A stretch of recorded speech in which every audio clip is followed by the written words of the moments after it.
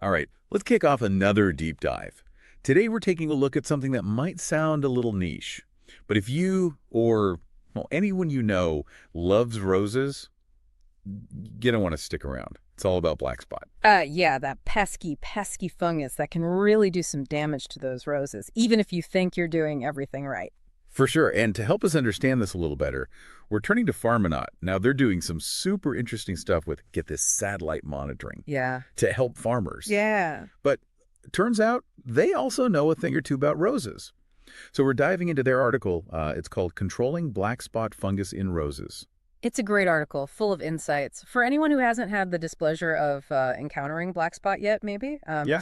what exactly is it, and why is it such a problem? Yeah, break it down for us. So black spot, real name is Diplocarpon rosae. Catchy. Yeah, it's a fungal disease that, well, you see those black spots on rose leaves. That's it.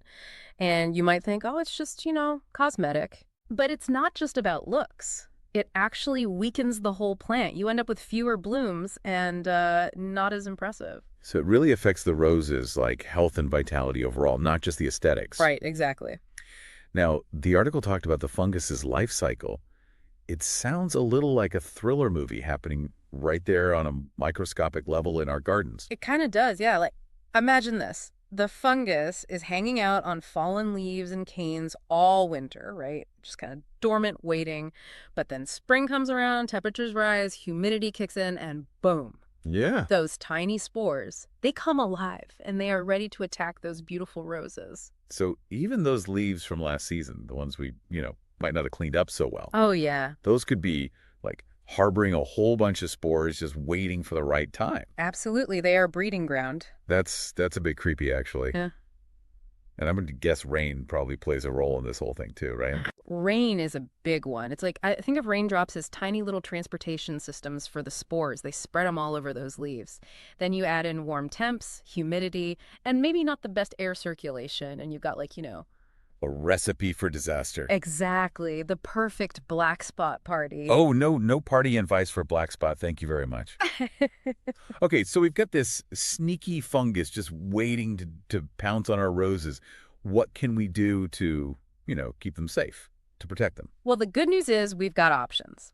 For one thing, you can choose rose varieties that are known to be more resistant to black spot. Oh, so it's like we're picking the roses with the best defenses built right in. Exactly. You're picking the superhero roses. I like that. I like that a lot. Yeah, but even with the toughest roses, you've got to be smart about how you water them. As much as we might love giving them a good overhead soak, it's actually way better to water at the base of the plant, keeping those leaves as dry as possible. Because wet leaves, they're like a welcome mat for black spot. So we're not just, drenching the leaves Yeah. and giving those spores a free ride. Exactly. And speaking of keeping things dried, don't forget fall cleanup. Oh, yeah, the article really stressed that. Yeah, you got to be like a detective, searching out those leaves and getting rid of them, all those potential spore hideouts. We're basically breaking that cycle of reinfection before it can even start, right? Got it. You're disrupting the fungus's winter plans.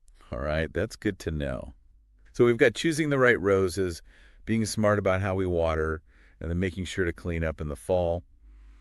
That's a good start. But, sometimes, even with the best laid plans, black spot can still, sneak through. It happens. So what do we do then? Don't worry, we've got ways to fight back. The article talks about all sorts of control strategies. We've got chemical options, organic options. It's like a whole The toolkit. whole toolkit. Yeah. And the right tool really depends on how bad the infection is and, what you're comfortable using in your garden. So we're being a little bit like rose doctors, I guess. That's a great way to put it. You diagnose the problem and then figure out the right treatment.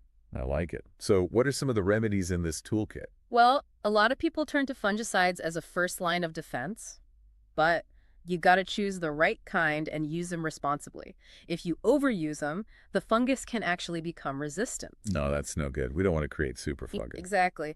So fungicides can be helpful, but they're not a perfect solution. Now, if you're looking for something more natural, there are some really effective organic options out there too, Okay, good. like neem oil, potassium bicarbonate, and good old sulfur. Neem oil that comes from a tree, right? Yeah, it's pretty cool. Neem oil actually disrupts the fungus's life cycle. It stops it from reproducing and spreading. So it's like using nature to fight nature. Exactly. Then you've got potassium bicarbonate. It makes the leaf surface more alkaline, and the fungus, well, it doesn't like that very much. Oh, interesting. So we're just making the environment inhospitable to black spot. That's the idea. And then sulfur. It's a classic fungicide that basically messes with the fungus's metabolism, stopping it in its tracks. Wow, okay. So we've got a lot of options here, but it sounds like no matter what we choose, consistency is key. Oh, for sure. Whether you're going chemical or organic, you got to stay on top of it. Got it. So it sounds like managing black spot is all about being proactive and taking this multifaceted approach. Absolutely. It's all about prevention, choosing the right controls, and just being aware of what's going on with your roses. And that's where technology comes in. We've been teasing Pharmanaut's tech-driven approach this whole time, and I am ready to hear more about how they're changing the game. Yeah, me too. Satellite monitoring for black spot. That sounds next level. It is. All right, let's dive into this world of high-tech rose care. Let's do it. All right, so before the break, we were just starting to get into how Pharmanaut's technology is really shaking things up for rose lovers everywhere. Yeah. We talked about all the stuff we can do ourselves, hands-on in the garden, but this whole satellite monitoring thing for black spot, that sounds like something straight out of the future. Right. It's pretty amazing. Basically, what Pharmanaut does is they use satellites to keep an eye on your garden or even like entire farms. They track weather patterns, temperature, humidity, you name it, even soil moisture. So they're not literally looking for black spots from space, right? They're gathering all this information about the environment. Exactly. And then they use that data to like anticipate problems. So what's really cool is that it's not just data collection. They have these algorithms that actually analyze the data and predict black spot outbreaks. Wait, so they can tell you ahead of time that black spot is likely to be a problem. Yeah, like with a pretty high degree of accuracy. You could get an alert on your phone saying, hey, black spot conditions are brewing, time to take action. That's wild. That's like having a personalized black spot forecast for your garden. Right. It's all about early detection. And that's what Pharmanaut gives you. That heads up before you even see a single spot. Okay, this is blowing my mind. But let's say I'm like a brand new gardener. I'm just learning about black spot. Does Pharmanaut offer any kind of guidance beyond just the alerts? Oh, absolutely. Their app is fantastic for that. It's like having a black spot encyclopedia right in your pocket. Nice. It has tons of information about prevention and control, and it's all tailored to your location and the types of roses you're growing. So it's not just general information, it's actually specific to, like, my garden. Exactly. You get tips on choosing resisting varieties, the best ways to water and fertilize, even advice on organic treatments or fungicides if you need them. Wow, that's pretty comprehensive. Yeah. But what about for, more experienced rose growers, people who already know a thing or two about black spot? Is there anything in there for them? Oh, yeah, for sure. One of the coolest things, especially for experienced growers, is the ability to track the progress of their roses over time. So you can log your observations, the treatments you're using, even upload photos. You basically build up this detailed record of how your roses are doing. So it's like a rose journal helping you see what's working and what's not. Exactly.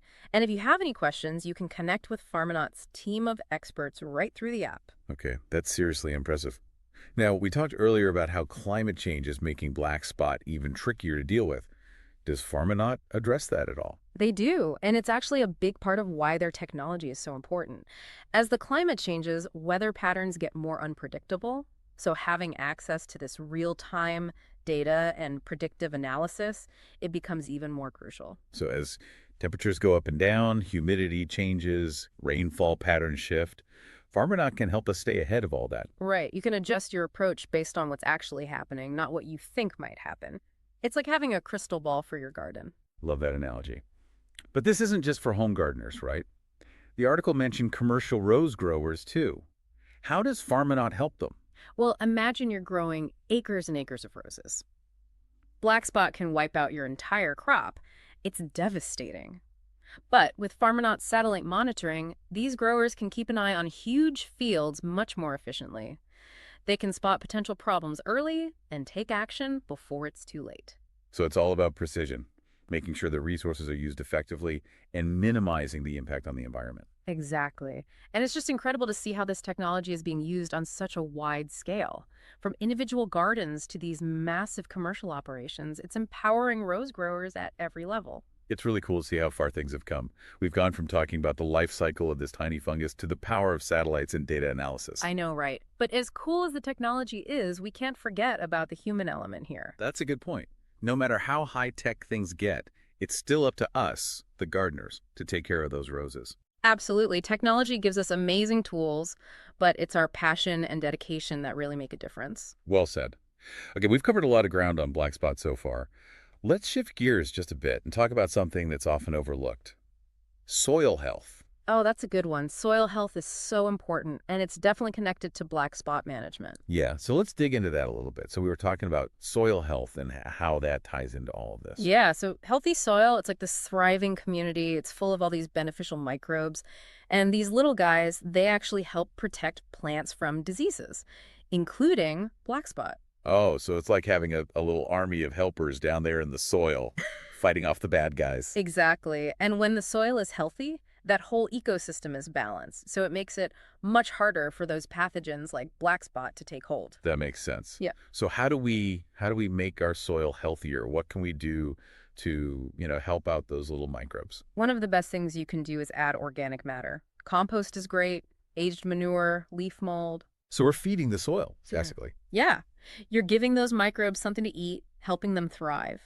Plus, organic matter helps improve the structure of the soil so roots can access water and nutrients more easily. So it's win-win all around. But what about fertilizers? Good question. You want to avoid those harsh chemical fertilizers. They can actually harm those beneficial microbes. So again, it's about taking a more gentle approach, right? Kind of like with the black spot treatments we were talking Oh, about. exactly. It's all connected. It all comes back to that idea of integrated pest management, creating a healthy environment for those roses to flourish. It's not just about treating the problem, it's about preventing it in the first place. Exactly. And that means choosing the right varieties, being smart about how you water, keeping things clean, and of course, having healthy soil. And then on top of all that, we've got these amazing technological tools, like what Farminaut is doing.